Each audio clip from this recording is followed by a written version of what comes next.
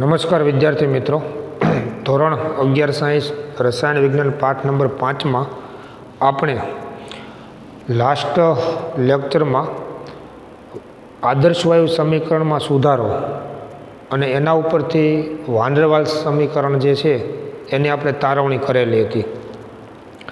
વાયુ અવસ્થાનો ખૂબ મહત્ત્વનો અભ્યાસ આપણે કરી રહ્યા છીએ અને એમાં લાસ્ટ લેક્ચરમાં આદર્શ વાયુ સમીકરણમાં જે સુધારો કરવામાં આવ્યો વિચલનને નાબૂદ કરવા માટે કે જે કામ વાન ડેર વાલ્સ નામના વૈજ્ઞાનિકે કરેલું એટલે એના નામ ઉપરથી તેને વાન ડેર વાલ્સ સમીકરણ તરીકે ઓળખવામાં આવે છે. ખાસ અને ખાસ આપણે સમજી ગયા છીએ કે કોઈ પણ વાયુની વર્તણૂક આદર્શ ક્યારે હોય તો દરેક વાયુ માટે કોઈ એક એવું ચોક્કસ ઊંચું તાપમાન અને ચોક્કસ નીચા દબાણે જ વાયુની વર્તણૂક આદર્શ હોય છે. અને વાયુની વર્તણૂક આદર્શ હોવી એનો મતલબ એના કણો વચ્ચે બંધ પાત્રમાં રહેલા વાયુના કણો વચ્ચે આંતરઆણવીય આકર્ષણ બળ નહિવત હોય છે, અવગણી શકાય તેટલું ઓછું હોય છે અથવા બિલકુલ હોતું નથી. જો કણો વચ્ચેની પારસ્પરિક ક્રિયા બળો પછી આકર્ષણ હોય કે અપાકર્ષણ હોય એ અવગણી શકાય તેટલા ઓછા હોય, નહિવત હોય તો એવા સંજોગોમાં તે વાયુની વર્તણૂક આદર્શ છે તેમ કહેવાય. એવા સંજોગોમાં વાયુના કણો સંપૂર્ણપણે સ્વતંત્ર છે અને આવા જ સંજોગોમાં તે વાયુ નિયમો અને આદર્શ વાયુ સમીકરણનું પાલન કરતા હોય છે. પરંતુ જો તમે એ તાપમાન કરતાં નીચું તાપમાન લઈ જાઓ, ખરેખર તમે યાદ કરો કે આ તાપમાનને આપણે વાયુનું બોઇલ તાપમાન તરીકે પણ ઓળખીએ છીએ. વાયુનું બોઇલ તાપમાન એનો મતલબ કે એ તાપમાને એ વાયુ બોઇલના નિયમનું પાલન છે એ કરશે અને તેથી વાયુ નિયમોનું પણ પાલન થઈ શકે. હવે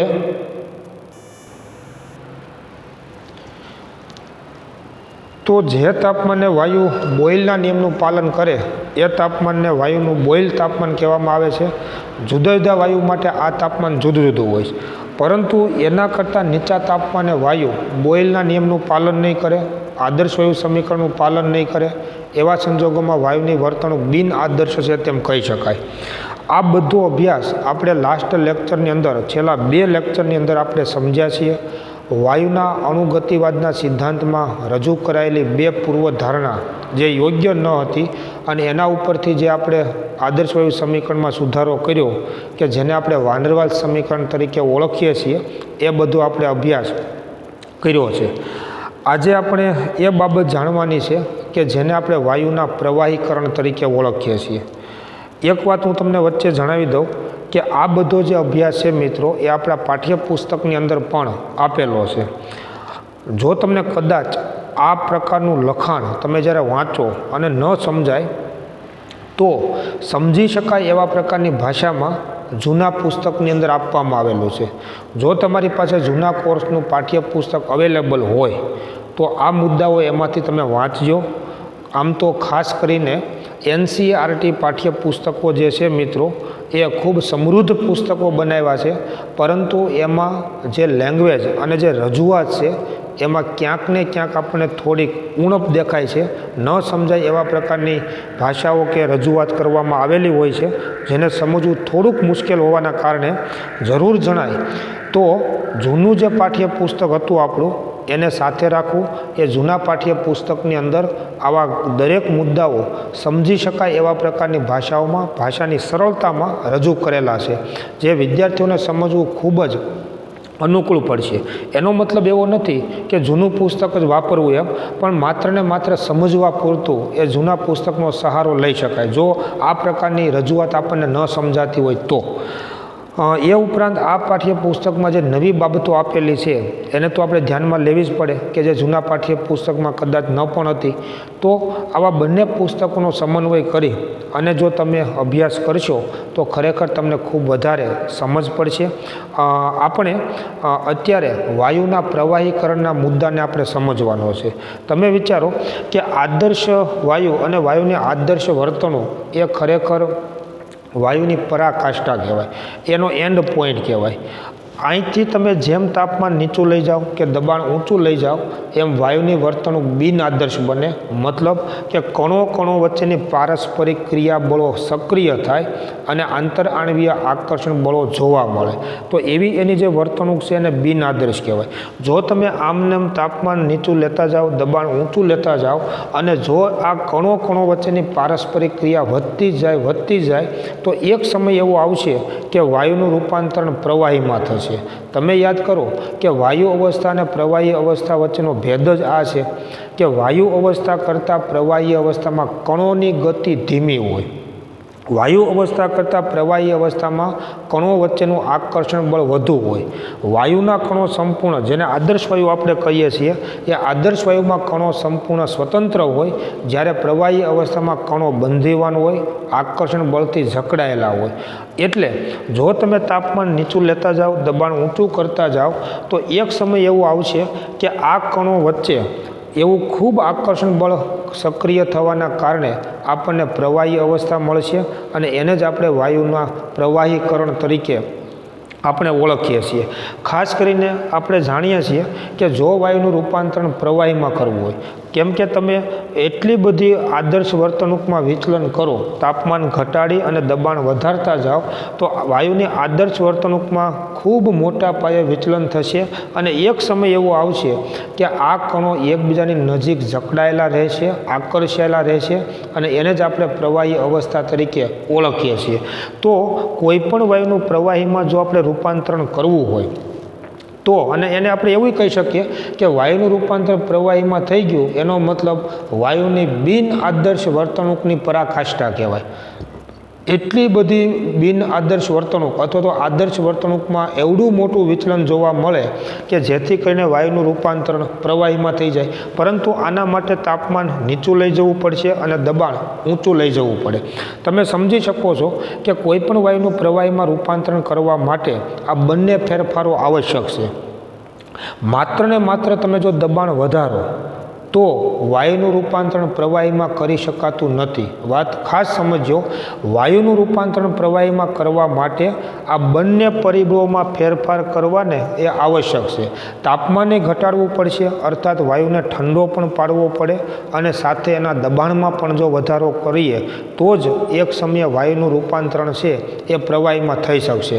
એટલે વાયુના પ્રવાહીકરણ માટે આપણે સમજી શકીએ તે પ્રમાણે તાપમાન ઘટાડવું જોઈએ અને દબાણ છે એ વધારવું જોઈએ. જો તમે તાપમાનનો ઘટાડો કરી અને દબાણનો જો તમે વધારો કરશો તો એવા સંજોગોમાં વાયુનું રૂપાંતરણ છે એ પ્રવાહીમાં થઈ શકશે. બંને પરિબળો શું કામ કરે છે? તો તાપમાન તમે જો ઘટાડશો તો યાદ કરો, વાયુના આણ્વીય ગતિવાદના સિદ્ધાંત પ્રમાણે જો તમે આનું તાપમાન ઘટાડશો, વાયુને ઠંડો પાડશો તો કણો પાસેની ગતિજ ઉર્જા ઘટશે, કણોની ગતિ ધીમી પડશે અને એવા સંજોગોમાં કણો નજીક તમે લાવો તો આંતરઆણવીય આકર્ષણ બળથી આકર્ષાયેલા રહેશે, જકડાયેલા રહેશે અને આપણને પ્રવાહી અવસ્થા મળશે. માની લો કે તમે માત્ર ને માત્ર જો દબાણ વધારો તો અણુઓ નજીક આવશે, પણ કણો પાસેની ઉષ્મીય ગતિ, કણો પાસેની ગતિજ ઉર્જા આપણે ઘટાડી નથી, કણોને આપણે ધીમા નથી પાડ્યા. એટલે જેવું તમે દબાણ દૂર કરશો તો આ કણો એકબીજાથી દૂર ધકેલાઈ જશે, ગતિના કારણે એ એકબીજાની નજીક આકર્ષેલા રહેશે નહીં. અને એટલા માટે જો તમારે વાયુનું રૂપાંતર પ્રવાહીમાં કરવું હોય તો માત્ર ને માત્ર દબાણનો વધારો કરવાથી વાયુનું રૂપાંતરણ પ્રવાહીમાં થઈ શકે નહીં. એટલું જ મહત્ત્વનું પરિબળ છે તાપમાનનો ઘટાડો પણ કરવો જોઈએ. આનો મતલબ શું થયો કે ખરેખર વાયુના પ્રવાહીકરણ માટે શું કરવું જોઈએ? તો સૌપ્રથમ તો વાયુને ઠંડો પાડવો જોઈએ. આ બધા કણોની જે ઉષ્મીય ગતિ કે ઉષ્મીય ઉર્જા છે ને એની ઘટાડવો કરવો પડે. અને જો તમે કણો પાસેની ઉષ્મીય ગતિ કે ગતિ ઉર્જા ઘટાડો, કણોની ગતિને ધીમી પાડો તો એ કણો સહેલાઈથી નજીક આવશે અને એમની વચ્ચેનું આંતરઆણવીય આકર્ષણ બળના કારણે એ જકડાયેલા રહેશે. અને જો આમનામ આકર્ષણ બળમાં જકડાયેલા રહે તો જ આપણને પ્રવાહી અવસ્થા મળશે. આનો અર્થ એવો થયો કે કોઈપણ વાયુના પ્રવાહીકરણ માટે દબાણની અસર કરતાં તાપમાનની અસર વિશેષ મહત્ત્વની છે. કોઈ પણ વાયુનું તમારે જો પ્રવાહીકરણ કરવું હોય તો માત્ર ને માત્ર દબાણનો વધારો કરવાથી વાયુનું પ્રવાહીકરણ થઈ શકશે નહીં. બે પરિબળોની કામગીરી જુદી છે. તાપમાન તમે ઘટાડશો તો કણોની ગતિ ઉર્જા, કણોની ગતિ ધીમી પડશે. કણો જો ધીમા પડે તો સહેલાઈથી નજીક આવશે અને એમની વચ્ચેનું આકર્ષણ બળ એ વધશે. દબાણનો વધારો કરો છો તો વાયુ સંકોચન પામશે, કણો નજીક આવશે. એટલે માત્ર ને માત્ર કણોને નજીક લાવવાથી આપણને પ્રવાહી અવસ્થા મળશે નહીં, પણ નજીક આવેલા કણો એમનેમ જકડાયેલા ક્યારે રહે છે કે જો તમે એની ગતિજ ઉર્જા કે ઉષ્મીય ગતિ કણોની ઘટાડી હશે તો. આનો અર્થ એવો થયો કે જો તમારે પ્રવાહીમાં રૂપાંતર કરવું હોય કોઈ પણ વાયુનું, તો દબાણની અસર કરતાં તાપમાનની અસર વિશેષ મહત્ત્વની છે. મતલબ કે કણોને તમે ધીમા પાડો, વાયુને તમે ઠંડો પાડો તો કણોની ઉષ્મીય ગતિ, ઉષ્મીય ઉર્જા ઘટશે અને આવા ધીમી ગતિથી ઘૂમતા જે અણુઓ છે એને દબાણનો વધારો કરી અને નજીક જ્યારે લાવશો તો એ આંતરઆણવીય આકર્ષણ બળથી આકર્ષાયેલા રહેશે અને આપણને પ્રવાહી અવસ્થા છે એ મળશે. એટલે કોઈ પણ વાયુનું જો તમારે પ્રવાહીકરણ કરવું હોય તો એને સૌ પ્રથમ નીચા તાપમાને લઈ જવો જોઈએ અને પછી તમે જ્યારે દબાણ વધારો કે દબાણની અસર હેઠળ આપણને વાયુની પ્રવાહી અવસ્થા છે એ મળી શકે. અને એટલે તમે જુઓ કે આપણો રોજિંદા જીવનમાં અનુભવ છે કે કોઈ વાયુને તમે ખૂબ ઊંચા દબાણે તમે ભરો તો આપણને પ્રવાહી અવસ્થા ન પણ મળે. એનું કારણ કે એના માટે જરૂરી નીચું તાપમાન જે આપણે લઈ જવાનું છે એ આપણે લઈ ગયા નથી. આનો અર્થ એવો થયો કે કોઈ પણ વાયુનું જો આપણે પ્રવાહીકરણ કરવું હોય તો દબાણની અસર કરતાં તાપમાનની અસર વિશેષ મહત્ત્વની છે. અર્થાત કોઈ પણ વાયુને નીચા તાપમાને લઈ જઈ એને ઠંડો પાડી કણોની ગતિ ઉર્જા કે ઉષ્મીય ગતિ ઘટાડી કણોને ધીમા પાડી અને પછી જો તમે દબાણની અસર લાગુ પાડશો તો વાયુનું સંકોચન થશે, કણો નજીક આવશે અને કણો એકબીજા સાથે આકર્ષેલા રહેશે અને આપણને પ્રવાહી અવસ્થા છે એ પ્રાપ્ત થશે. એટલે દરેક વાયુનું તાપમાન નીચું લઈ જવું જરૂરી છે અને તો જ એ વાયુનું પ્રવાહીકરણ છે એ થઈ શકે છે. જુદા જુદા વાયુઓ માટે જરૂરી નીચું તાપમાન છે એ જુદું જુદું હોય. કોઈ પણ વાયુ તમે જુઓ તો દરેક વાયુને અમુક નીચા તાપમાન સુધી તમે લઈ જાઓ, અમુક નીચા તાપમાન સુધી ઠંડો પાડો અને પછી તમે જો એના ઉપર દબાણ લાગુ પાડો તો એ તાપમાને અને એ દબાણે જ વાયુનું રૂપાંતરણ છે એ પ્રવાહીમાં થઈ શકે છે. આ શક્ય નીચું તાપમાન જુદા જુદા વાયુ માટે જુદું જુદું હોય અને માટે કહી શકાય કે જે અધિકતમ તાપમાને વાયુનું પ્રવાહીકરણ થઈ શકે તે તાપમાનને તેનું ક્રાંતિક તાપમાન તરીકે તેને ઓળખવામાં આવે છે. ક્રાંતિક તાપમાન જેને ઇંગ્લિશમાં ક્રિટિકલ ટેમ્પરેચર TC તરીકે ઓળખવામાં આવે. દરેક વાયુ માટેનું આ ક્રાંતિક તાપમાન જુદું જુદું હોય. માની લો કે આ વાયુનું તાપમાન અત્યારે ગમે તેટલું છે એને અમુક નીચા તાપમાન સુધી તમે લઈ જાઓ અને પછી તમે જો દબાણ વધારશો તો જ વાયુનું આપણે પ્રવાહીમાં રૂપાંતરણ થઈ શકશે. એટલે જે અધિકતમ તાપમાને વાયુનું પ્રવાહીકરણ થઈ શકે તે તાપમાનને તેનું ક્રાંતિક તાપમાન TC તરીકે ઓળખવામાં આવે. અને જુદા જુદા વાયુ માટે આ ક્રાંતિક તાપમાનનું મૂલ્ય જુદું જુદું હોય કારણ કે એનો આધાર વાયુની લાક્ષણિકતા ઉપર હોય. પણ આ એક એવું અધિકતમ તાપમાન છે. એનો મતલબ કે જો તમારે કોઈ પણ વાયુનું પ્રવાહીકરણ કરવું હોય તો ક્રાંતિક તાપમાન કે એના કરતાં નીચા તાપમાને લઈ જવાનું. કોઈ પણ વાયુનું પ્રવાહીકરણ કરવા માટે ક્રાંતિક તાપમાન કે એના કરતાં નીચા તાપમાને તમે લઈ જાઓ, ત્યાં સુધી એને ઠંડો પાડો તો પછી દબાણની અસર હેઠળ એ વાયુનું પ્રવાહીમાં રૂપાંતરણ થશે. પરંતુ કોઈ પણ વાયુનું ક્રાંતિક તાપમાન કરતાં ઊંચા તાપમાને હોય તો એવા સંજોગોમાં તમે ગમે તેટલું દબાણ લાગુ પાડશો ને તો પણ વાયુનું રૂપાંતરણ પ્રવાહીમાં થઈ શકશે નહીં.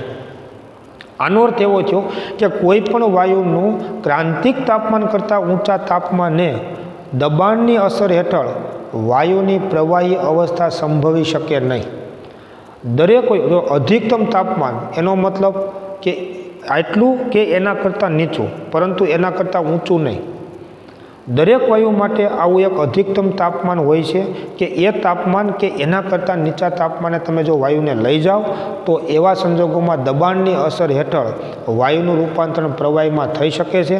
માટે જે તાપમાને અથવા તો જે અધિકતમ તાપમાને વાયુનું પ્રવાહીમાં રૂપાંતરણ થઈ શકે દબાણની અસર હેઠળ એ તાપમાનને વાયુનું ક્રાંતિક તાપમાન TC ક્રિટિકલ ટેમ્પરેચર તરીકે ઓળખવામાં આવે છે.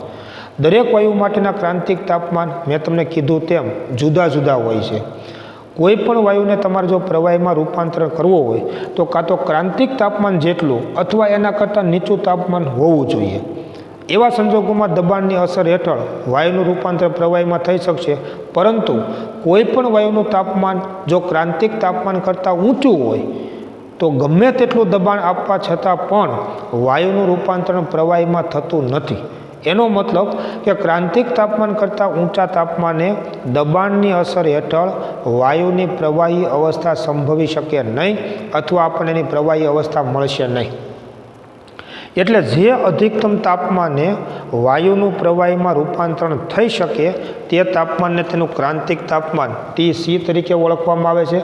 માની લો કે તમે ક્રાંતિક તાપમાને વાયુને લઈ ગયા છો અને પછી તમે જો એના ઉપર દબાણ લાગુ પાડશો તો કણો નજીક આવશે અને આપણને વાયુની પ્રવાહી અવસ્થા છે એ પ્રાપ્ત થશે. એટલે ક્રાંતિક તાપમાને વાયુનું પ્રવાહીકરણ કરવા માટે જે જરૂરી દબાણ લાગુ પાડવું પડે તે દબાણને ક્રાંતિક દબાણ તરીકે ઓળખવામાં આવે છે. ક્રાંતિક દબાણ, જેને PC તરીકે ઓળખવામાં આવે છે, ક્રિટિકલ પ્રેશર કહેવામાં આવે છે. ક્રાંતિક તાપમાને વાયુનું પ્રવાહીકરણ કરવા માટે જે દબાણ લાગુ પાડવું પડે તે દબાણને તેનું ક્રાંતિક દબાણ PC તરીકે ઓળખવામાં આવે છે. માની લો કે કોઈ વાયુને તમે ક્રાંતિક તાપમાને અને ક્રાંતિક દબાણે લઈ ગયા છો તો એનું પ્રવાહીકરણ થશે અને એવા સંજોગોમાં 1 મોલ વાયુ જે કદ રોકે એને એનું ક્રાંતિક કદ તરીકે ઓળખવામાં આવે છે. એટલે એની વ્યાખ્યા આપી શકાય કે ક્રાંતિક તાપમાને અને ક્રાંતિક દબાણે કોઈ પણ વાયુના 1 મોલ વાયુનું કદ એટલે તેનું ક્રાંતિક કદ કહેવાય, જેને ક્રિટિકલ વોલ્યુમ તરીકે ઓળખવામાં આવે છે. ક્રાંતિક કદ VC તરીકે ઓળખવામાં આવે છે. વિચારજો બરાબર કે આ ત્રણે ત્રણની વ્યાખ્યામાં આપણે શું કીધું, તો જે અધિકતમ તાપમાને વાયુનું પ્રવાહીકરણ થઈ શકે તે તાપમાનને તેનું ક્રાંતિક તાપમાન તરીકે ઓળખવામાં આવે છે. ક્રાંતિક તાપમાને કોઈ પણ વાયુનું પ્રવાહીકરણ કરવા માટે જે દબાણ લાગુ પાડવું પડે તે દબાણને તેનું ક્રાંતિક દબાણ PC તરીકે ઓળખવામાં આવે છે. માની લો કે ક્રાંતિક તાપમાને અને ક્રાંતિક દબાણે રહેલા કોઈ પણ વાયુના 1 મોલનું જે કદ છે એને એના ક્રાંતિક કદ ક્રિટિકલ વોલ્યુમ તરીકે ઓળખવામાં આવે.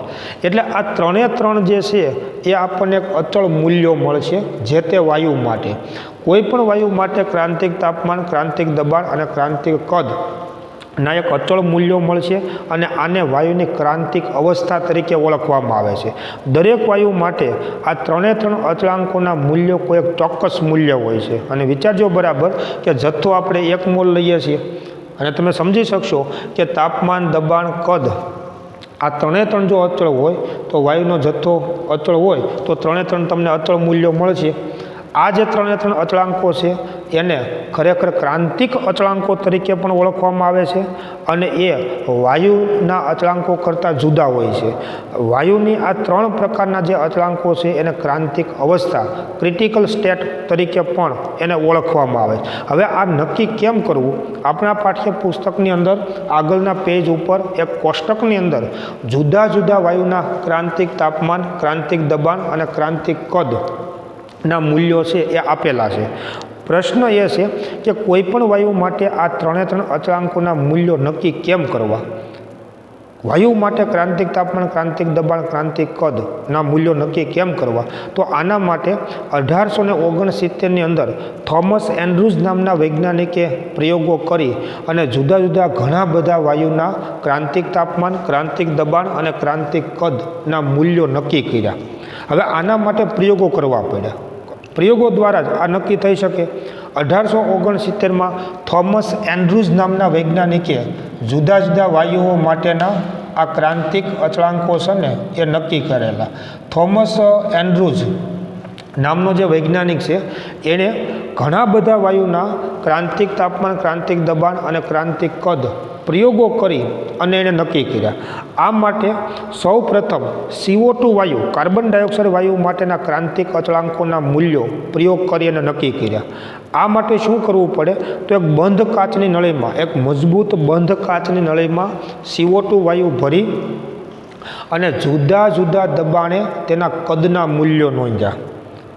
બંધ કાચની નળીમાં, બંધ મજબૂત કાચની નળીમાં CO2 વાયુ ભરી અને જુદા જુદા દબાણે તેના કદના મૂલ્યો નોંધ્યા.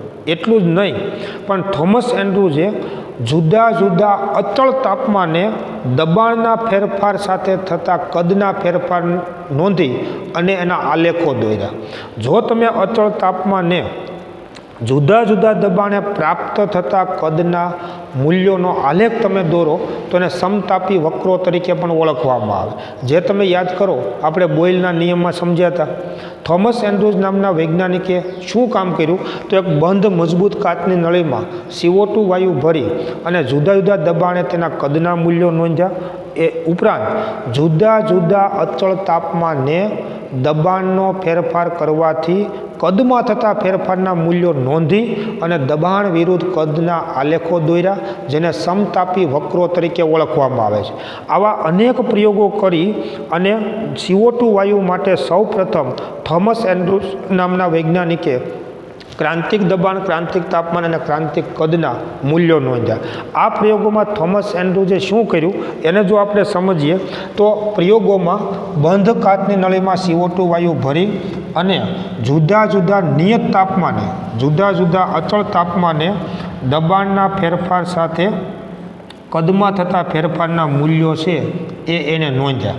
એટલે વાય અક્ષ ઉપર આપણે દબાણ P લઈશું અને એક્સ અક્ષ ઉપર આપણે વાયુનું કદ V છે એ આપણે લઈએ છીએ. જો જુદા જુદા અચળ તાપમાને થોમસ એન્ડ્રુઝે પ્રયોગ કર્યો. પહેલો પ્રયોગ જે છે એ 13.1 તાપમાને એણે પ્રયોગ કર્યો.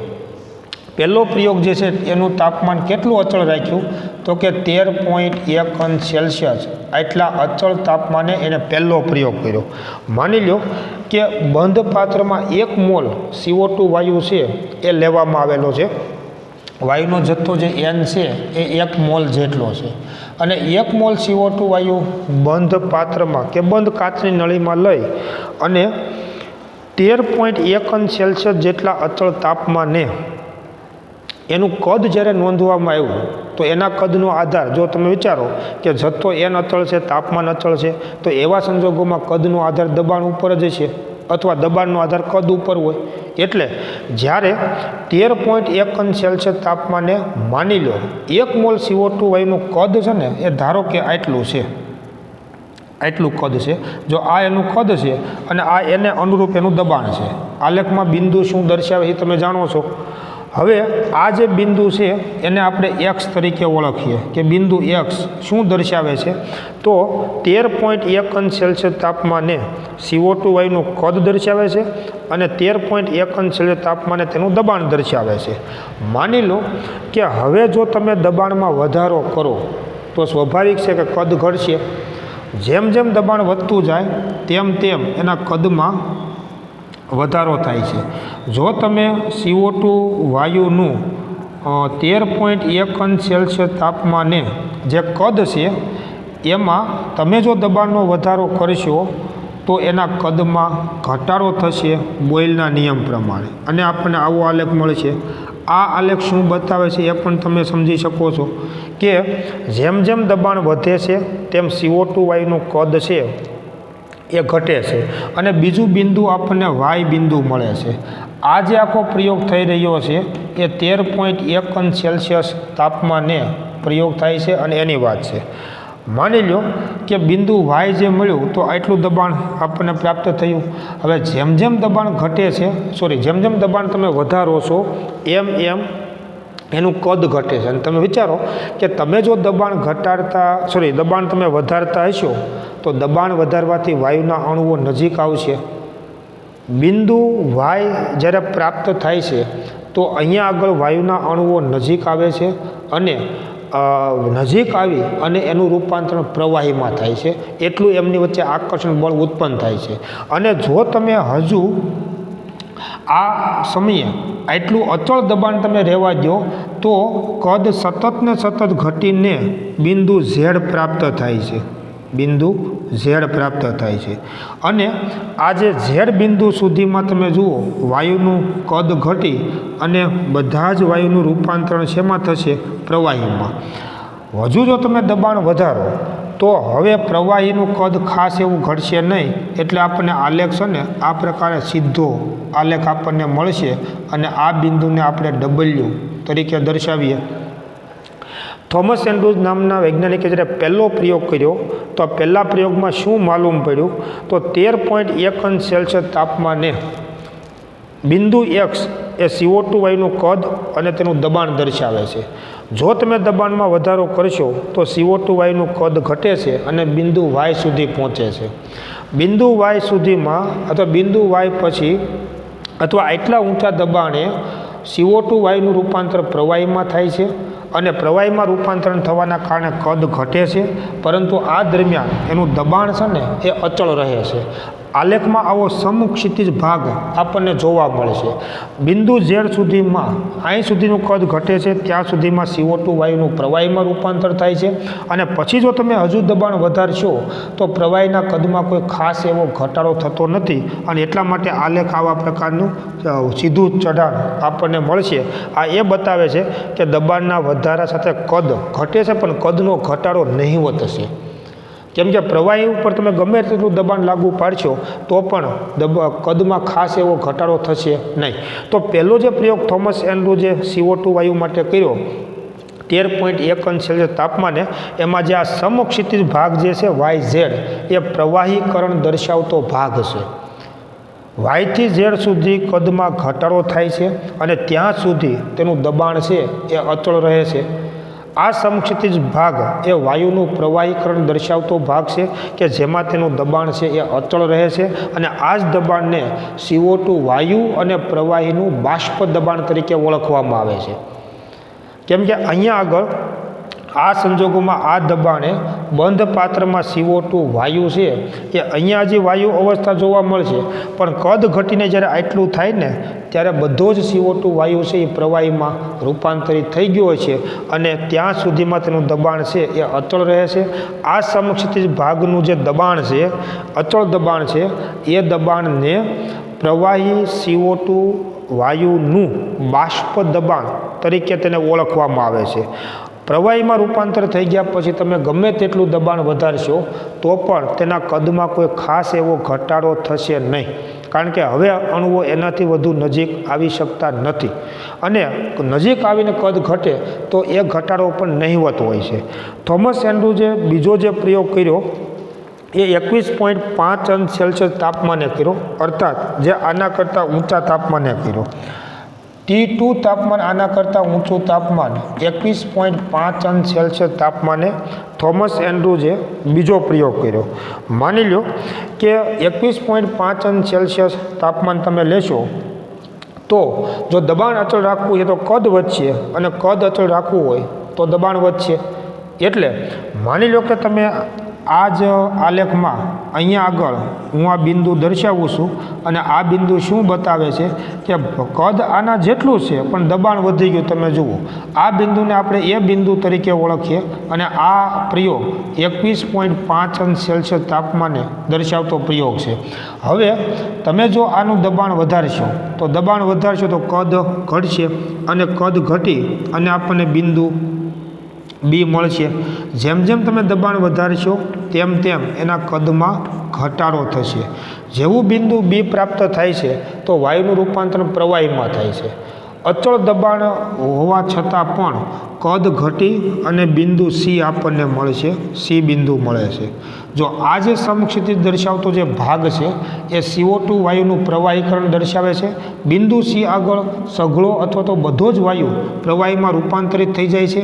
પછી તમે ગમે તેટલું દબાણ વધારશો તો પણ તેના કદમાં કોઈ ખાસ એવો ઘટાડો થશે નહીં। આ બિંદુને આપણે બિંદુ D તરીકે ઓળખીએ। થોમસ એન્ડ્રુઝે બીજો પ્રયોગ એના કરતાં ઊંચા તાપમાને 21.5 અંશ સેલ્સિયસ તાપમાને પ્રયોગ કર્યો। જો આના વચ્ચેના કોઈ પણ તાપમાને પ્રયોગ કરી શકાય અને બધા જ આલેખો આપણને આવા જ મળશે ફેર એટલો પડશે કે જેમ જેમ તાપમાન વધતું જાય ને એમાં સમક્ષિતિજ ભાગ છે ને એ ઘટતો જાય. સમક્ષિતિજ ભાગ પ્રવાહીકરણ દર્શાવતો ભાગ છે ને એ નાનો થતો જાય. થોમસ એન્ડ્રુજે ત્રીજો પ્રયોગ 30.98 અંશ સેલ્સિયસ તાપમાને એને ત્રીજો પ્રયોગ કર્યો. 30.98 અંશ સેલ્સિયસ તાપમાને. વળી પાછું તમે જુઓ આના કરતાં ઊંચું તાપમાન તો આપણને ત્રીજું બિંદુ અહીંયા આગળ મળશે અને આ બિંદુ જે છે એ 30.98 અંશ સેલ્સિયસ તાપમાને થતો પ્રયોગ છે. જો તમે દબાણ હજુ વધારશો તો વળી પાછું એનું કદ છે એ ઘટશે અને કદ ઘટી અને ધારો કે આ બિંદુ સુધી પહોંચે છે. આને આપણે બિંદુ E વડે દર્શાવીએ અને જો તમે હજુ દબાણ તમે વધારશો, આનો મતલબ શું થયો કે આ વાયુ અવસ્થા છે અને જેમ જેમ તમે દબાણ વધારો છો તેમ કદ ઘટે છે. બિંદુ E સુધી આલેખના મૂલ્યો મળે ને તો બિંદુ E આગળ વાયુનું રૂપાંતરણ પ્રવાહીમાં થાય છે અને હવે તમે જો દબાણ વધારશો તો એના કદમાં ખાસ એવો ઘટાડો થશે નહીં અને આપણને આવા પ્રકારનો આલેખ મળે છે. અહીંયા શું થયું તમે જુઓ કે થોમસ એન્ડ્રુએ 30.98 અંશ તાપમાને પ્રયોગ કર્યો તો આ જે પ્રવાહીકરણ દર્શાવતો જે સમક્ષિતિજ ભાગ છે ને માત્ર એક બિંદુ બની જાય છે. આના કરતાં ઊંચા તાપમાને તમે જો પ્રયોગ કરશો તો પ્રવાહીકરણ દર્શાવતો ભાગ જ નહીં મળે, મતલબ વાયુનું પ્રવાહીકરણ થશે નહીં. જરાક વિચારજો બરાબર. પ્રવાહીકરણ દર્શાવતો ભાગ છે એ ઘટતો ઘટતો ઘટતો આ તાપમાને માત્ર એક બિંદુ બની જાય છે. એના કરતાં ઊંચા તાપમાને તમે જો પ્રયોગ કરો ને તો પ્રવાહીકરણ દર્શાવતો ભાગ આપણને મળશે નહીં. દાખલા તરીકે તમે 31.1 અંશ સેલ્સિયસ તાપમાને જો પ્રયોગ કરો તો એ આના કરતાં ઊંચું તાપમાન થયું અને એ તાપમાને ગમે તેટલું દબાણ તમે વધારશો તો પણ પ્રવાહીકરણ થશે નહીં, વાયુનો વાયુ જ રહેશે. એના કરતાં ઊંચા તાપમાને 50 અંશ સેલ્સિયસ તાપમાને તમે જો પ્રયોગ કરો તો પણ આ ભાગ નહીં મળે.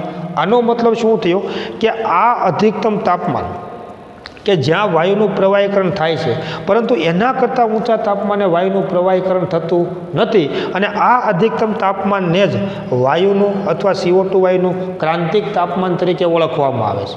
CO2 વાયુ માટે 30.98 અંશ સેલ્સિયસ તાપમાન જે છે આ એનું ક્રાંતિક તાપમાન કહેવાય, ક્રિટિકલ ટેમ્પરેચર કહેવાય. કારણ કે એના કરતાં ઊંચા તાપમાને વાયુનું પ્રવાહીકરણ થતું નથી પરંતુ એના કરતાં નીચા કોઈ પણ તાપમાને વાયુનું પ્રવાહીકરણ થઈ શકે છે. તો CO2 વાયુ માટે ક્રાંતિક તાપમાન કેટલું? 30.98 અંશ સેલ્સિયસ તાપમાન. આ પ્રવાહીકરણ દર્શાવતો ભાગ બિંદુ E બની જાય છે. એના કરતાં ઊંચા તાપમાને તમે ગમે તેટલું દબાણ વધારશો તો પણ વાયુનું પ્રવાહીકરણ થતું નથી અને એના કરતાં ઊંચા તાપમાને જે આપણને આલેખો મળે ને એ બોયલના નિયમમાં જે સમતાપી વક્રો આપણે દર્શાવ્યા હતા એવા પ્રકારના વક્રો મળે છે. તમે જોઈ શકો છો. આદર્શ વાયુ માટે બોયલના નિયમમાં જે સમતાપી વક્રો દર્શાવ્યા હતા એવા પ્રકારના વક્રો મળશે પરંતુ આ તાપમાન કે એના કરતાં નીચા તાપમાને વાયુનું પ્રવાહીકરણ થઈ શકે છે. આનો મતલબ એવો થયો કે આ તાપમાને વાયુના પ્રવાહીકરણની શરૂઆત છે અને એટલે જ એને ક્રાંતિક તાપમાન કહેવાય.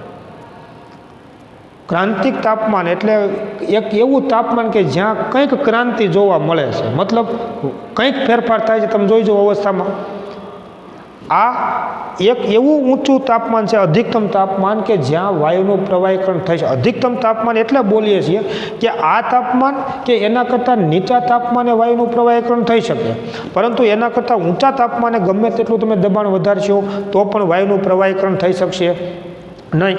એટલે આ તાપમાનથી નીચેના દરેક તાપમાને પછી તમે જુઓ તો આપણને આવો પ્રવાહીકરણ દર્શાવતો ભાગ છે ને એ જોવા મળે છે. CO2 વાયુ માટે આ તાપમાનથી નીચેના કોઈ પણ તાપમાને તમે જો પ્રયોગ કરશો તો આવા પ્રકારનો પ્રવાહીકરણ દર્શાવતો ભાગ છે ને એ આપણને જોવા મળે છે. આ પ્રકારના આલેખો થોમસ એન્ડ્રુજ નામના વૈજ્ઞાનિકે દર્શાવ્યા અને આવા પ્રકારનો જે ઘુમ્મટ જે જોવા મળે છે એ શું બતાવે છે કે આ બધા એ પ્રકારનો વિસ્તાર છે કે આ તમામ વિસ્તારમાં જો તમે પ્રયોગ કરશો ને તો દબાણની અસર હેઠળ વાયુનું રૂપાંતરણ પ્રવાહીમાં થઈ શકશે. બરાબર. જો આ બધો વિસ્તાર પ્રવાહીકરણ દર્શાવતો વિસ્તાર છે કે આ તાપમાન એની વચ્ચેના કોઈ પણ તાપમાન પણ વધુમાં વધુ અહીં સુધી આના કરતાં ઊંચા તાપમાને પ્રવાહીકરણ થશે નહીં અને એટલા માટે 30.98 અંશ સેલ્સિયસ તાપમાને આ પ્રવાહીકરણ દર્શાવતો ભાગ એ ઘટતો ઘટતો ઘટતો ઘટતો એક માત્ર બિંદુ બની જાય છે. અને ત્યાં જ વાયુનું પ્રવાહીકરણ થાય છે, એના કરતાં ઊંચા તાપમાને વાયુનું પ્રવાહીકરણ થશે નહીં. એટલે ક્રાંતિક તાપમાન જે છે ને એ ખરેખર વાયુનું પ્રવાહીકરણની શરૂઆત, એ તાપમાનથી પ્રવાહીકરણની શરૂઆત થાય છે. એના કરતાં નીચા તાપમાને તો થાય જ, પણ શરૂઆત આ તાપમાનથી થાય, એનાથી ઊંચા તાપમાને પ્રવાહીકરણ થશે નહીં.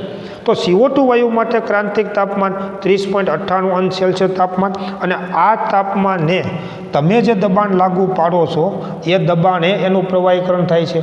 કેટલું દબાણ લાગુ પાડો છો? તો કે આટલું દબાણ આપણે લાગુ પાડીએ છીએ. એટલે આ દબાણ જે છે એને ક્રાંતિક દબાણ તરીકે ઓળખવામાં આવે. આપણે વાત કરી કે જે અધિકતમ તાપમાને વાયુનું પ્રવાહીકરણ થાય તે તાપમાનને ક્રાંતિક તાપમાન કહેવાય. ક્રાંતિક તાપમાને રહેલા વાયુનું પ્રવાહીકરણ કરવા માટે જે દબાણ લાગુ પાડવું પડે તેને તેનું ક્રાંતિક દબાણ તરીકે ઓળખવામાં આવે છે. ક્રાંતિક તાપમાને અને ક્રાંતિક દબાણે જે લગભગ CO2 વાયુ માટે આ દબાણ કેટલું છે? તો કે ક્રાંતિક દબાણ છે ને 73 બાર જેટલું છે. માની લો કે CO2 વાયુ માટે ક્રાંતિક તાપમાન 30.98 અંશ સેલ્સિયસ, અને આટલા તાપમાને તમે CO2 વાયુને તમે લઈ જઈ અને 73 બાર જેટલું તમે જો દબાણ લાગુ પાડો ને તો એનું પ્રવાહીકરણ થાય. એક એવો આપણને એવો બિંદુવત ભાગ જોવા મળે. એના કરતાં નીચા તાપમાને તમે દબાણ લાગુ પાડશો તોય પ્રવાહીકરણ થશે. અને તમે વિચારજો કે ખરેખર વાયુનું પ્રવાહીકરણ દબાણ અને તાપમાનના સમન્વયથી થાય છે. માની લો કે તમે આના કરતાં નીચા તાપમાને તમે આ તાપમાને પ્રયોગ કરો છો તો એના કરતાં નીચો દબાણ લાગુ પાડશો તોય પ્રવાહીકરણ થશે. જો અહીં સુધી.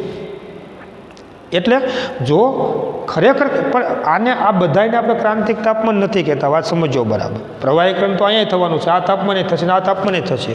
જો આ તાપમાને તમારે પ્રવાહીકરણ કરવું હોય તો આના કરતાં નીચું દબાણ લાગુ પાડશો તોય પ્રવાહીકરણ થશે. પણ ખરેખર ક્રાંતિક તાપમાન એટલે એક એવું અધિકતમ તાપમાન કે જ્યાં પ્રવાહીકરણની શરૂઆત થાય છે. અને એ ક્રાંતિક તાપમાને તમે વાયુને રાખ્યો હોય તો એવા સંજોગોમાં પ્રવાહીકરણ કરવા માટે જરૂરી દબાણ કેટલું એને એનું ક્રાંતિક દબાણ કહેવાય. અને એટલે જ આને આપણે અચળાંકો કહીએ છીએ ને.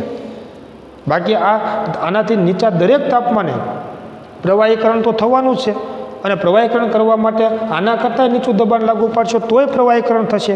પણ એ દબાણને એ તાપમાને ક્રાંતિક તાપમાન કે ક્રાંતિક દબાણ ન કહેવાય. એટલે જે અધિકતમ તાપમાને વાયુનું પ્રવાહીકરણ થઈ શકે તેને ક્રાંતિક તાપમાન કહેવાય. અને ક્રાંતિક તાપમાને વાયુના પ્રવાહીકરણ માટે જે જરૂરી દબાણ છે એને એનું ક્રાંતિક દબાણ તરીકે ઓળખવામાં આવે છે.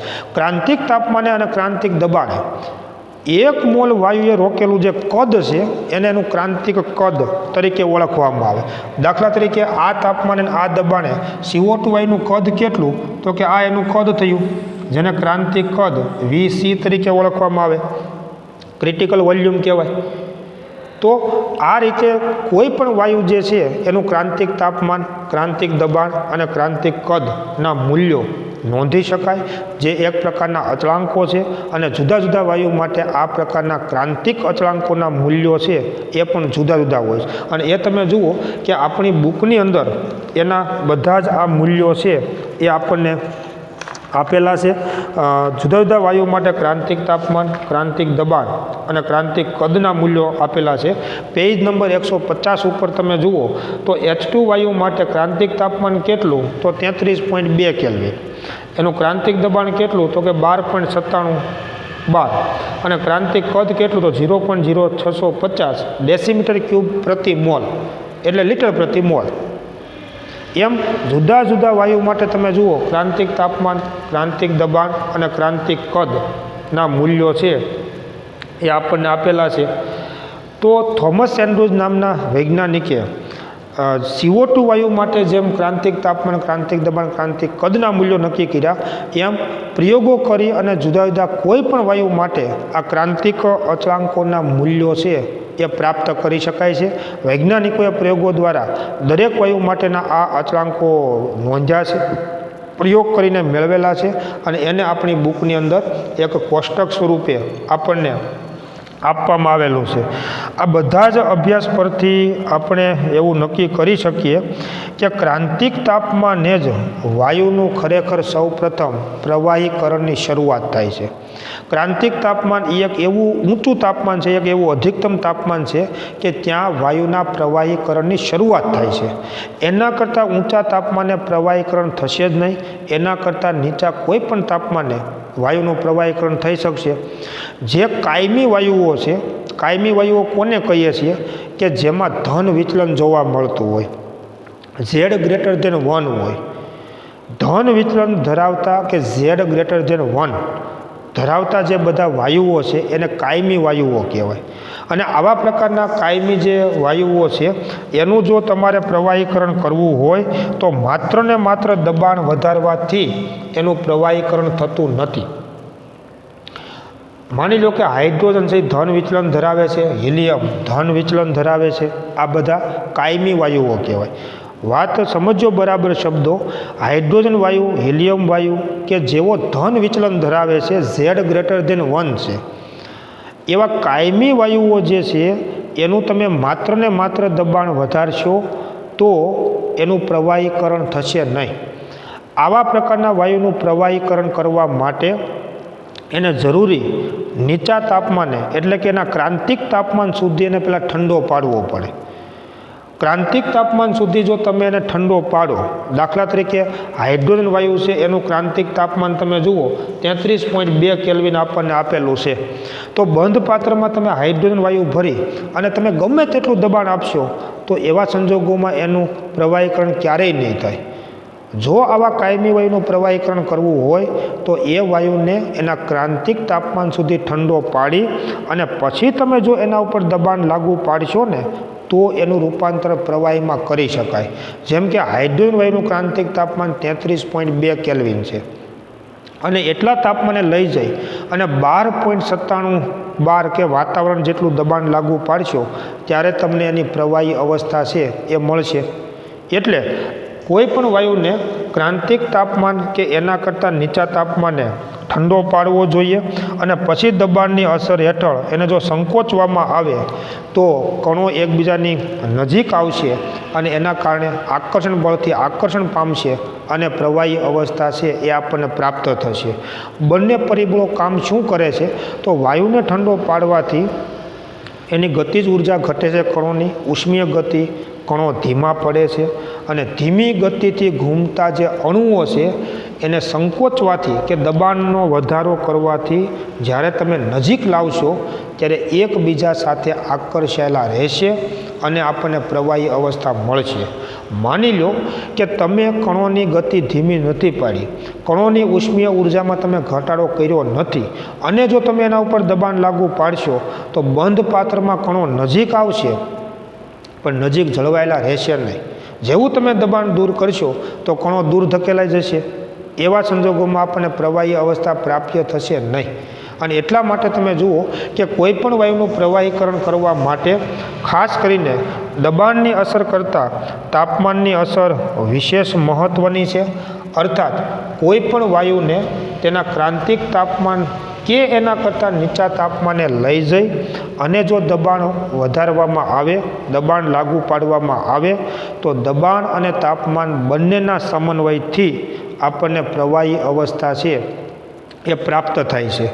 ખૂબ મહત્ત્વની વાત હવે આપણે એ સમજવાની છે કે વાયુને તમે જ્યારે પ્રવાહીમાં રૂપાંતરિત કરો કે પ્રવાહીને તમે વાયુમાં રૂપાંતરિત કરો તો તમે જોઈ શકો છો ફેર માત્ર કેટલો છે કે જે હું તમને વારંવાર કહું છું। વાયુનું રૂપાંતર માની લો કે પ્રવાહીમાં થાય છે કે પ્રવાહીનું રૂપાંતર માનો કે વાયુમાં થતું હોય તો ફેર માત્ર આકર્ષણ બળનો છે અને કણોની ગતિનો છે।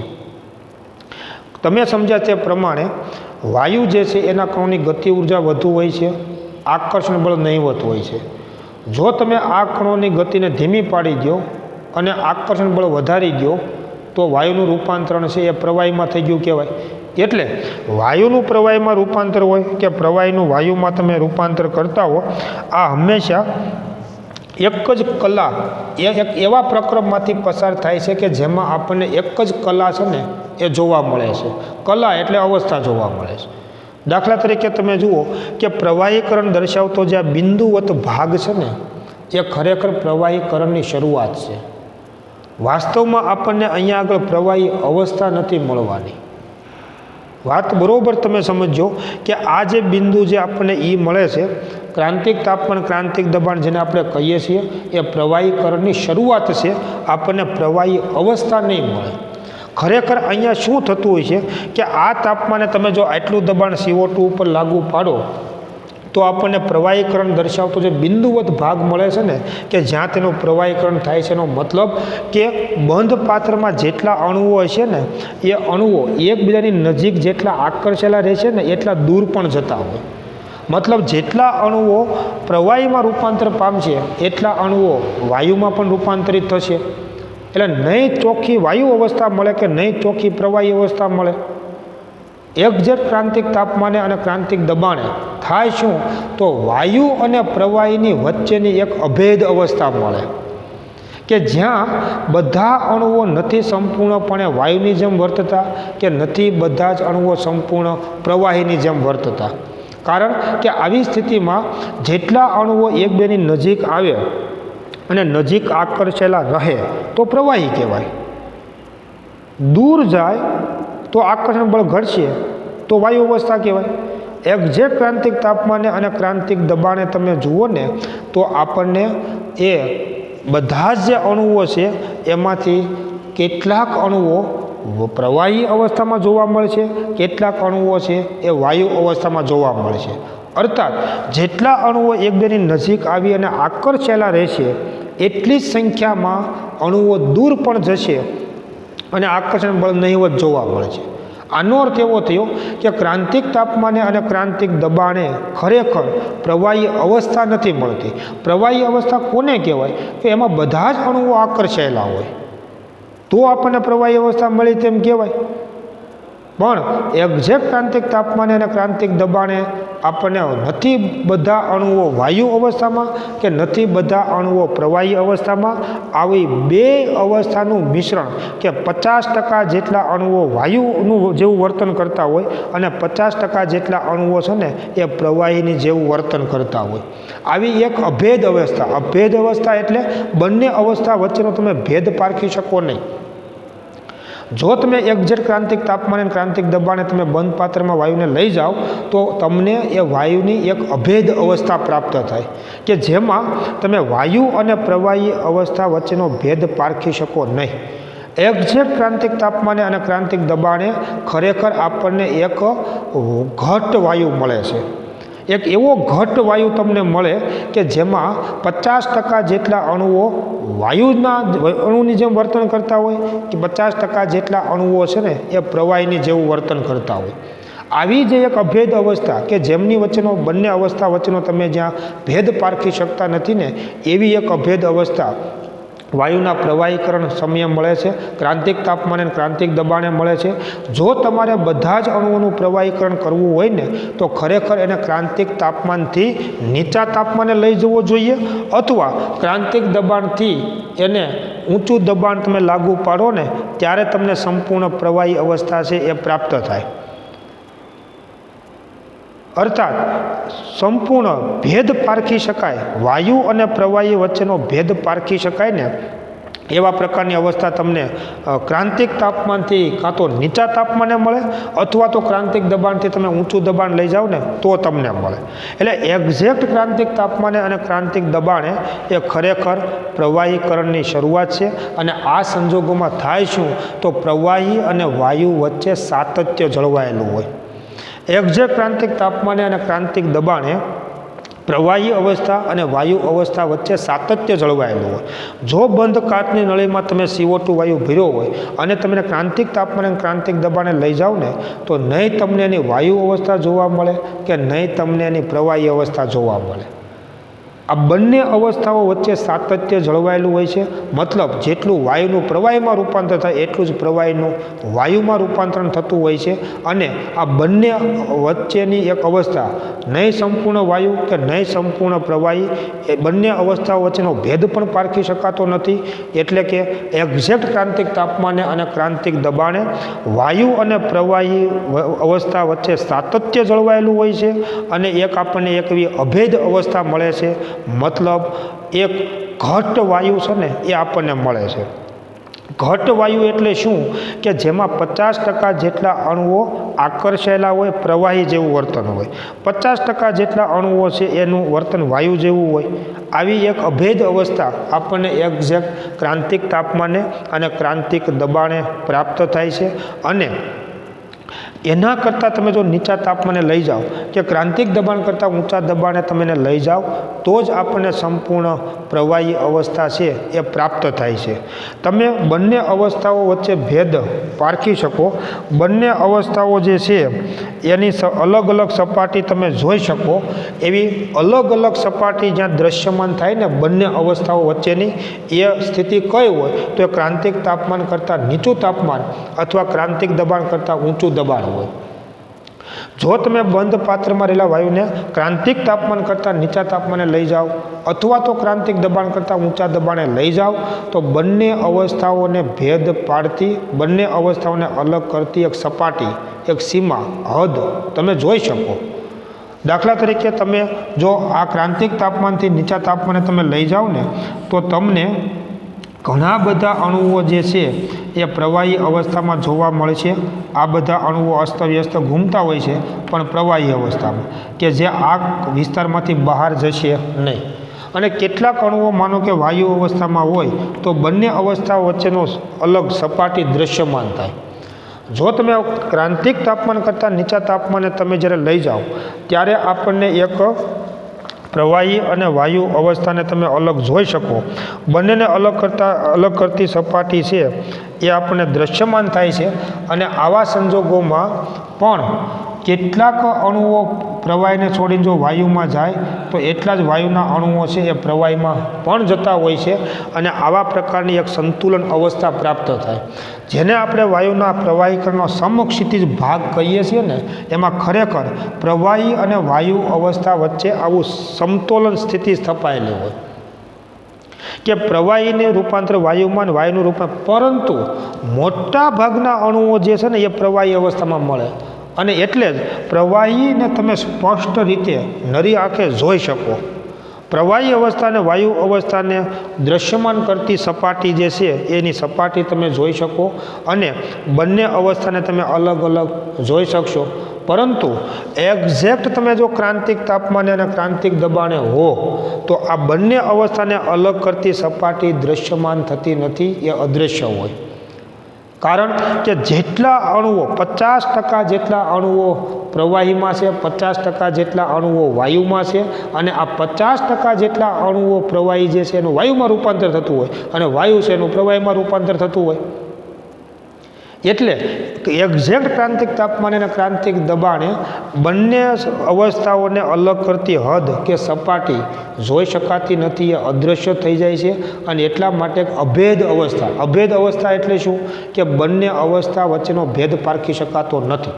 કારણ કે આવા સંજોગોમાં પ્રવાહી અવસ્થા અને વાયુ અવસ્થા વચ્ચે સાતત્ય જળવાયેલું હોય. એને તમે એ બધા જે કણો છે એ તમે ઘડીક વાયુ અવસ્થામાં જોવા મળે, ઘડીક પ્રવાહી અવસ્થામાં જોવા મળે. એટલે એ પ્રવાહી અને વાયુ વચ્ચેનો ભેદ પારખી શકાય નહીં. એક્ઝેક્ટ ક્રાંતિક તાપમાને અને ક્રાંતિક દબાણે પ્રવાહી અને વાયુ અવસ્થા વચ્ચે સાતત્ય જળવાયેલું હોય અને આપણને એની એક અભેદ અવસ્થા મળે. પરંતુ જો તમે એને ક્રાંતિક તાપમાન કરતાં નીચા તાપમાને લઈ જાઓ તો આ બંને અવસ્થાઓને અલગ કરતી એક સપાટી આપણને દ્રશ્યમાન થશે. બંને અવસ્થાઓને અલગ આપણે જોઈ શકીએ છીએ અને ભેદ પારખી શકાય એવા પ્રકારની વાયુ અવસ્થા અને પ્રવાહી અવસ્થા આપણને જોવા મળશે. અને એમની વચ્ચે જે આ સમતોલન સ્થિતિ સ્થપાયેલી હોય છે, અહીંયા આગળ મોટા ભાગના અણુઓ પ્રવાહી અવસ્થામાં હોય છે. આ સમક્ષિતિજ ભાગ જે છે આ બધો, એમાં મોટા ભાગના અણુઓ છે ને પ્રવાહી અવસ્થામાં હોય. એટલે જે કેટલાક અણુઓ વાયુ અવસ્થામાં છે એમની વચ્ચે ગતિશીલ સંતુલન સ્થિતિ સ્થપાયેલી હોય કે માની લો કે આમાંથી 5 અણુ પ્રવાહીમાંથી વાયુમાં ગયા તો વળી પાછા વાયુના 5 અણુ પછી પ્રવાહીમાં જશે. અહીંયા આગળ આ જે છે CO2 પ્રવાહી જો આપણે એને કહેતા હોઈએ તો આ અણુ CO2 ન છે પણ એ વાયુ અવસ્થા કહેવાય. જ્યારે આ પ્રવાહી અને વાયુ અવસ્થા વચ્ચે ગતિશીલ સંતુલન સ્થિતિ સ્થપાયેલી હોય ત્યારે CO2ની આ વાયુ અવસ્થાને એની બાષ્પ કહેવામાં આવે. CO2ની આ જે વાયુ અવસ્થા છે ને બાષ્પ કહેવાય. ખાસ સમજો મિત્રો, બાષ્પ કોને કહેવાય તો જે તે પદાર્થ જે છે ને એની વાયુ અવસ્થા એની પ્રવાહી અવસ્થા સાથે ગતિશીલ સંતુલન સ્થિતિમાં હોય ત્યારે જ એને એની બાષ્પ કહેવાય. માની લો કે તમે બંધ પાત્રમાં એકલો CO2 વાયુ ભર્યો છે તો આને CO2ની બાષ્પ ન કહેવાય. ખૂબ સમજવા જેવો મુદ્દો છે અને આ સમજો તમે ખાસ કે બંધ પાત્રમાં તમે એકલો CO2 વાયુ ભર્યો હોય તો આને CO2ની બાષ્પ ન કહેવાય, કારણ કે એની પ્રવાહી અવસ્થા સાથે સંતુલન સ્થિતિમાં નથી. કોઈ પણ વાયુ જ્યારે એની પ્રવાહી અવસ્થા સાથે ગતિશીલ સંતુલન સ્થિતિમાં હોય ત્યારે એ પદાર્થની વાયુ અવસ્થાને તેની બાષ્પ તરીકે ઓળખવામાં આવે છે. અહીંયા જે CO2 વાયુ છે એને CO2ની બાષ્પ કહેવાય, કારણ કે એની પ્રવાહી અવસ્થા સાથે સંતુલન સ્થિતિમાં છે.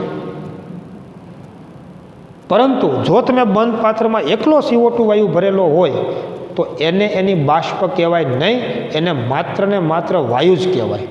અને એટલે તમે યાદ કરો કે આ પાત્રમાં આના અણુઓના કારણે જે દબાણ ઉત્પન્ન થાય એને આપણે એનું CO2 વાયુનું દબાણ કહીએ છીએ.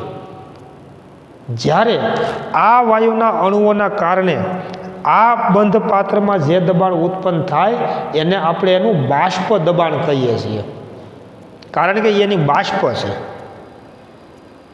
આ વાત કોઈ પણ પદાર્થને લાગુ પડે છે, માત્ર CO2 એકની વાત નથી. કોઈ પણ વાયુ જ્યારે એની પ્રવાહી અવસ્થા સાથે સંતુલન સ્થિતિમાં હોય ત્યારે તે વાયુ અવસ્થાને તેની શું કહેવાય? બાષ્પ કહેવાય. અને એ બાષ્પના અણુઓ વડે ઉત્પન્ન થતું જે દબાણ છે ને એને એનું બાષ્પ દબાણ તરીકે ઓળખવામાં આવે. આ પ્રકારનો અભ્યાસ એ વિજ્ઞાનને સમજવા માટે ખાસ યાદ રાખવાનો છે, જેને આપણે આગળ ઉપર પણ ઉપયોગમાં લેશું.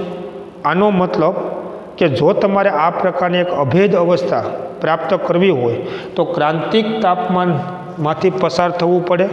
એના કરતાં ઊંચા તાપમાને માની લો કે તમે અહીંથી પ્રયોગ કરો, દબાણ વધારતા વધારતા તમે અહીંયા પહોંચી જાઓ અને પછી એકદમ ઝડપથી તમે તાપમાન ઘટાડી નાખો તો પ્રવાહી અવસ્થા મળશે પણ અભેદ અવસ્થા નહીં મળે. વાયુ અને પ્રવાહી વચ્ચે સાતત્ય જળવાતું હોય એવી અભેદ અવસ્થા તમને એમાં નહીં મળે. જે આપણી બુકમાં વાત કરી છે અને સમજાવી છે, તમે જોજો કે તમે જો અહીંથી તમે પ્રયોગ કરો, આમ તમે જાઓ, આમ આ બિંદુ એથી તમે ઉપર તરફ જાઓ એફ તરફ, તો અહીંયા માત્ર વાયુ અવસ્થા છે. પછી તમે દબાણ વધારતા વધારતા તમે જાઓ તો કદ ઘટતું જ છે. પણ તમે ક્રાંતિક તાપમાનથી ઊંચા તાપમાને પ્રયોગ કર્યો છે. તમે ક્રાંતિક તાપમાનથી ઊંચા તાપમાન તમે પ્રયોગ કરો, દબાણ ખૂબ વધારો તો કદ ઘટશે. અને એટલું દબાણ વધાર્યા બાદ તમે એનું તાપમાન ઘટાડી નાખો અને તાપમાન ઘટાડીને તમે આટલું લઈ જાઓ તો પ્રવાહી અવસ્થા મળશે પણ તમને અભેદ અવસ્થા નહીં મળે, કારણ કે તમે ક્રાંતિક તાપમાનમાંથી પસાર થયા નથી.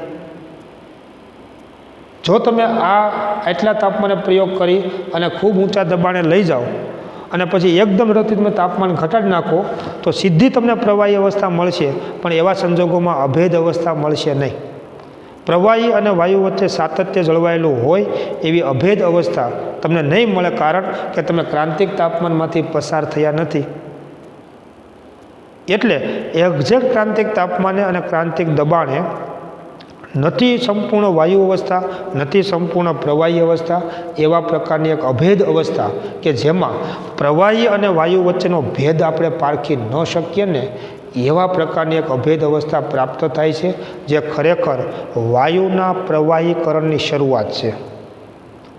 જો તમારે વાયુનું પ્રવાહીકરણ કરવું ને પ્રવાહી અવસ્થા જ જોઈતી હોય તો ક્રાંતિક તાપમાન કરતાં નીચા તાપમાને લઈ જવો પડે અથવા ક્રાંતિક દબાણથી ઊંચા દબાણે લઈ જવો પડે.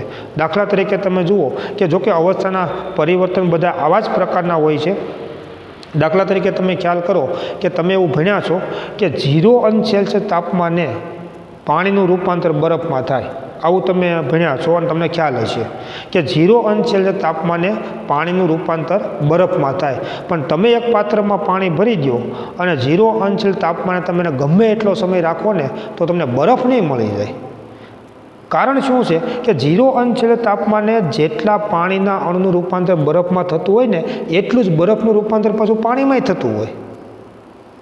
એને અભેદ અવસ્થા તમને મળે.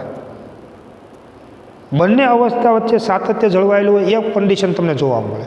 જો તમારે પાત્રમાં મૂકેલા બધા જ પાણીનું રૂપાંતર બરફમાં કરી નાખવું હોય ને તો 0°C કરતાં તાપમાન નીચું લઈ જવું પડે.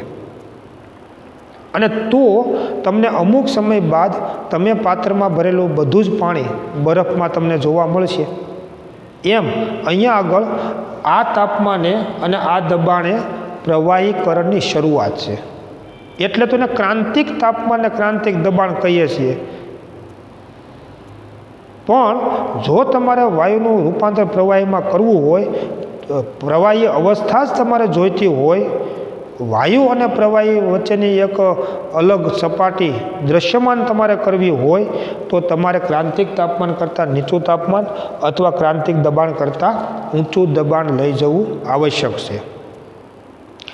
આવી રીતે જુદા જુદા ઘણા બધા વાયુના ક્રાંતિક તાપમાન, ક્રાંતિક દબાણ અને ક્રાંતિક કદ થોમસ એન્ડ્રુઝ નામના વૈજ્ઞાનિકે નોંધ્યા અને એનો ઉપયોગ કરી અને ઉદ્યોગોની અંદર બે વાયુઓનું અલગીકરણ પણ કરવામાં આવતું હોય છે. માની લો કે કોઈ એક બંધ પાત્રમાં વાયુઓ ભરેલા હોય તો એને જુદા કેમ પાડવા? તો એના માટે એના ક્રાંતિક તાપમાનનો ઉપયોગ કરી અને વાયુ જે છે એનું અલગીકરણ છે એ કરવામાં આવતું હોય છે.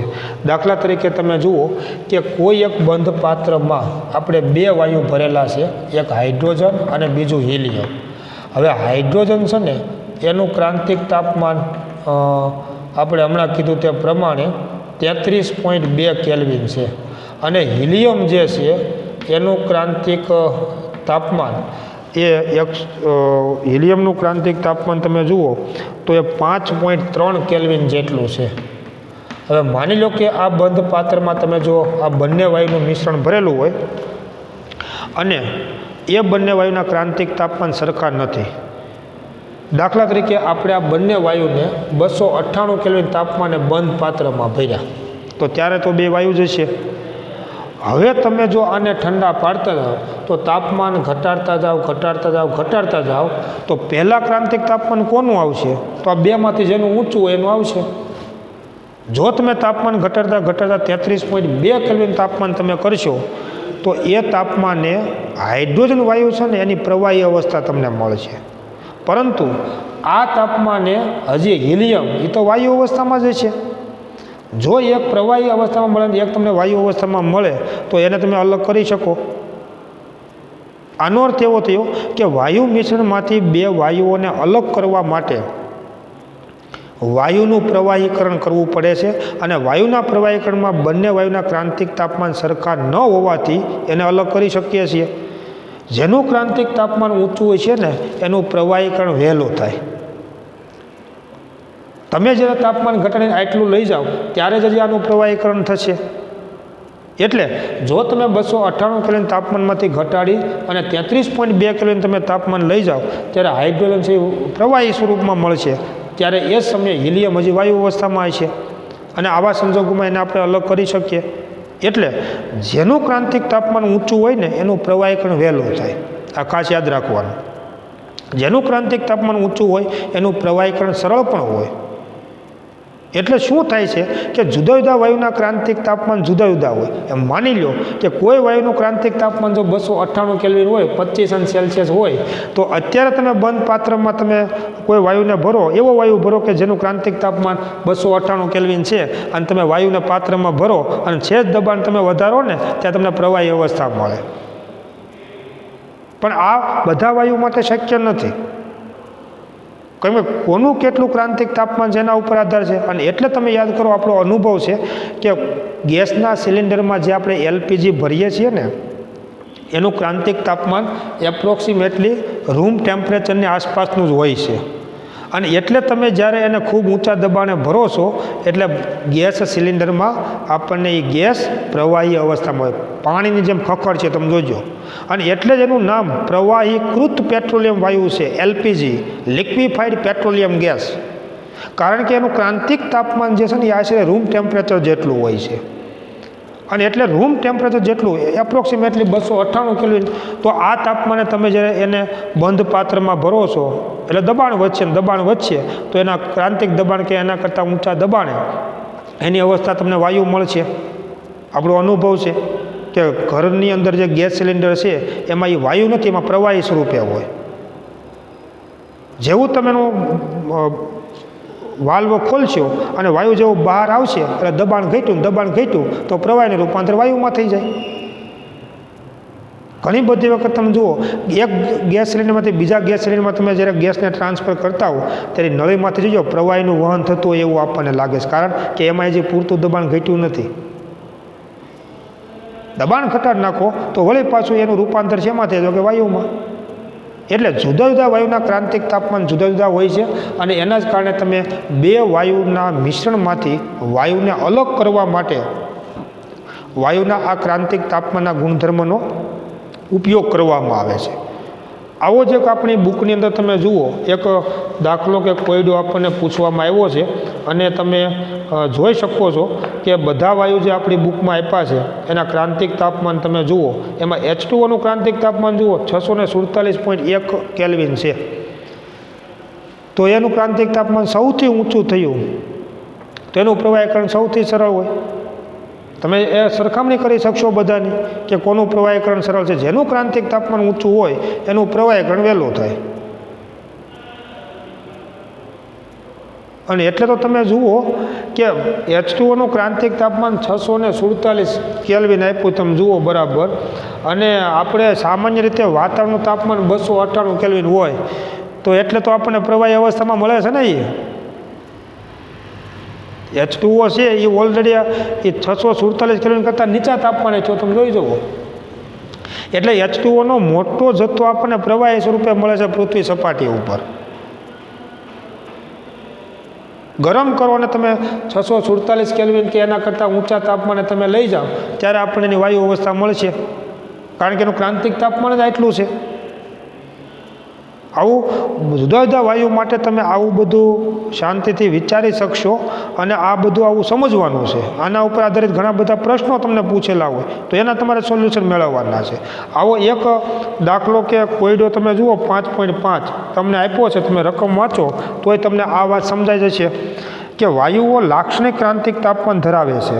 જે વાયુ કણો વચ્ચેના આંતરઆણ્વીય બળોની માત્રા ઉપર આધાર રાખે છે.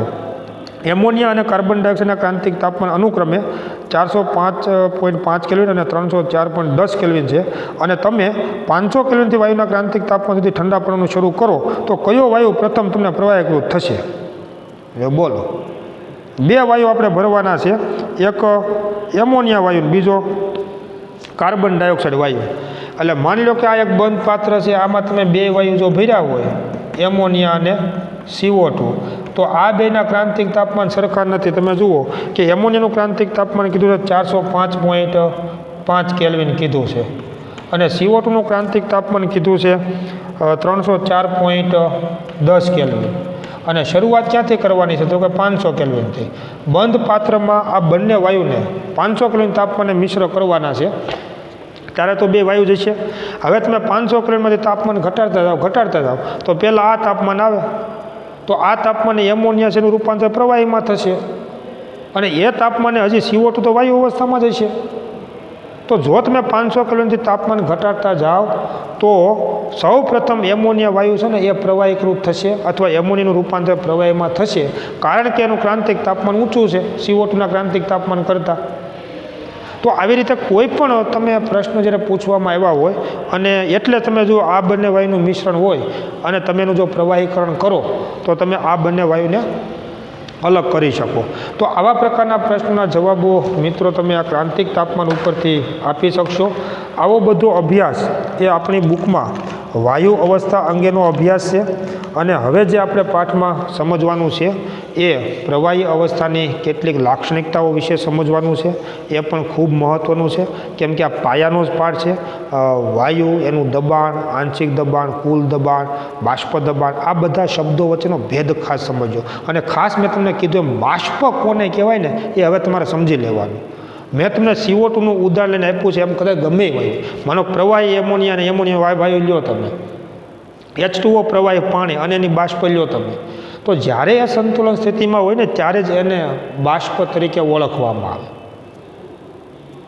એટલે આ બધા શબ્દોથી ખાસ માહિતગાર થવાનું છે, જેનો આપણે આગળ ઉપર ઉપયોગ કરવાનો છે। પ્રવાહી અવસ્થા વિશેની જે ખાસ 2-3 લાક્ષણિકતાઓ છે, એના ગુણધર્મો છે, એના વિશે આપણે સમજવાનું છે, પરંતુ એની વાત આપણે આવતા નેક્સ્ટ લેક્ચરની અંદર કરશું। Thank you very much.